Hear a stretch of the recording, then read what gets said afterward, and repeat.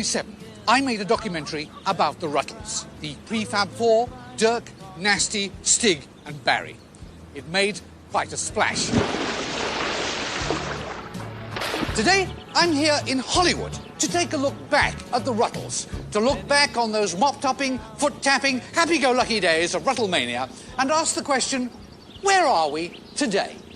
Well, obviously I'm here in Hollywood, and you're at home or at a friend's or at Veronica's or wherever you're watching. But tonight I want to pose the question, did the Rutles change the world? Or did the world change with the Rutles? Or did the Rutles not change and the world did? Or perhaps we should all go and change now.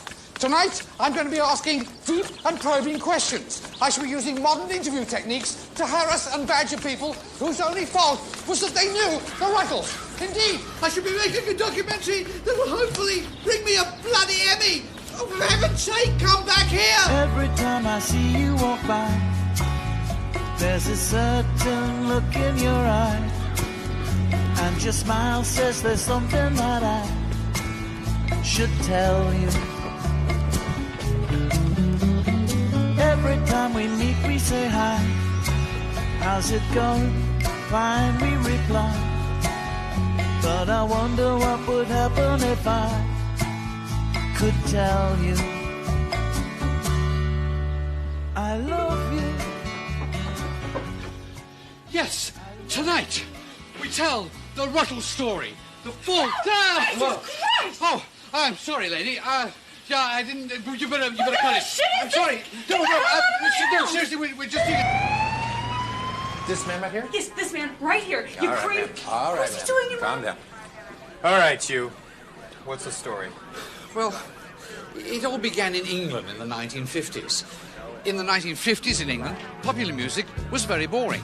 In fact, everything in England in the 1950s was very boring, but popular music was particularly boring. There were the MacGuffins. There was Nigel Pack. There was Jimmy Glimmer, the Wallasey Warbler. And there was Vera Pickles, the singing granny. A large frog. The Rutles had been playing together from quite an early age.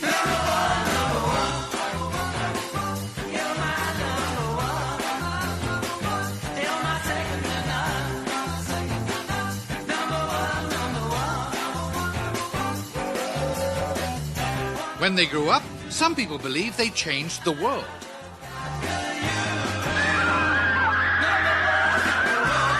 Four young men in their prime wearing very tight trousers, and it created, I think, the best music before ABBA.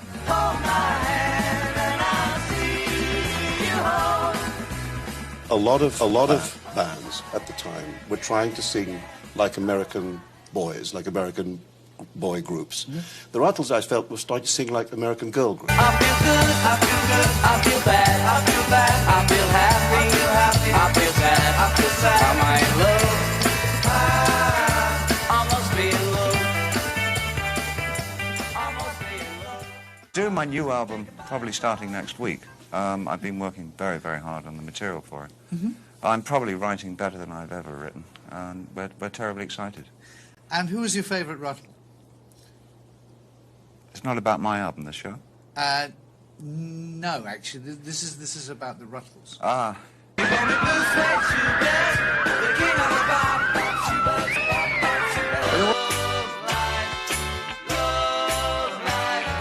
I mean, the Rutles took us through the latter part of the 60s. They literally took a generation by the hand and said, come, let's learn history. Let's learn let's take the tragical history tour. Let us walk down Shabby Road together. Let us join up in Sergeant Rudder's band. And I don't know where we would have been without them. 23 years ago today, well, not today, I mean, more like 23 years and a bit. Actually, sort of depends when you watch this. But anyway, about a quarter of a century ago, I came here to this very spot to make a documentary about the Rutles. I'm actually standing outside the actual hotel in which the Rutles actually stayed in 1964. Actually, in this room here. And it was actually inside this actual room 13 years before the 23 years before, so that's like 33 36 years ago, about 30 years ago today, not today, then, when it was 30 years ago, they stayed here in the plaza when they first took New York City by storm. They're here! What can I say? I'm gonna put on my wig. Hold it! It's Rutles wig time, ladies and gentlemen. That can mean only one thing. We want a record. Hold my hand, yeah, yeah. Hold my hand, yeah, yeah. Hold my hand and I'll see you home. I can't even keep my wig on straight. I've got to twist and run. How about that then, eh? They said What's he saying? Bill Murray, the king. We want to meet the American girls. We're coming over to meet the American girls. Yeah. Wait a second, I got an idea. I'm going to say a word. And I want you people out there to react to whatever it is. What do you say when I say the word?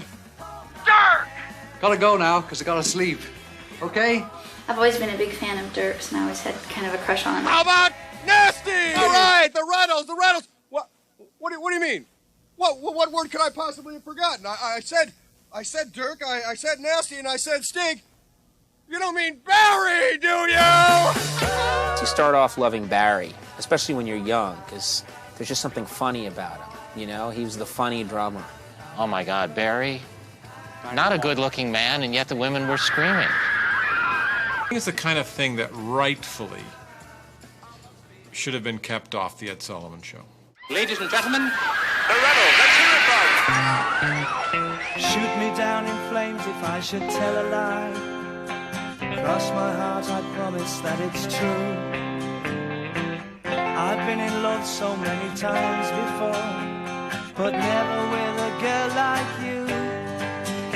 With a girl like you to hold and be beside. With a girl like you to fill my heart with pride and joy.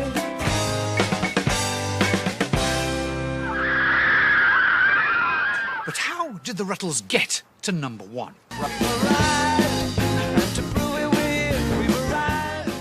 At first, they couldn't decide on their name. They were the Silver Rutles, the Ruts, the Tulls, the Sluts, even Alma Cogan, before finally becoming the Rutles.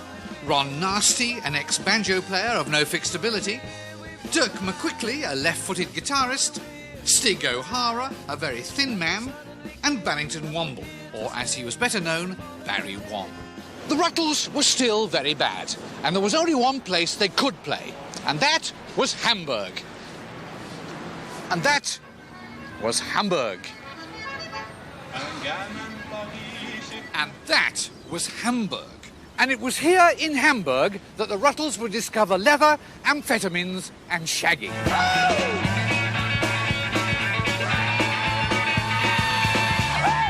Barry was the next to be married to his childhood sweetheart, Brenda Lyola. The wedding arrangements were so secret that even Barry didn't show up. When they were married, she was at St. Bede's Church, Wigan, while Barry was on stage at the Scunthorpe Coliseum. Easy listening. I'm in that easy listening mode. Easy listening. Why don't we do it in the middle of the road? Why don't we do it in the middle of the road? Well, obviously because it's uncomfortable. You'll hurt your knees, and she'll get her bottom scraped, and then again it's cold. It's very difficult to maintain an erection, well, anywhere really, out in public. Actually, even in the bedroom, it's kind of hard. But the point is that there's just too much traffic. There isn't any room to do it in the middle of the road. Take off your shoes, sit back, relax, et vous. Tell me what more can an old rock-a-do? Easy listening.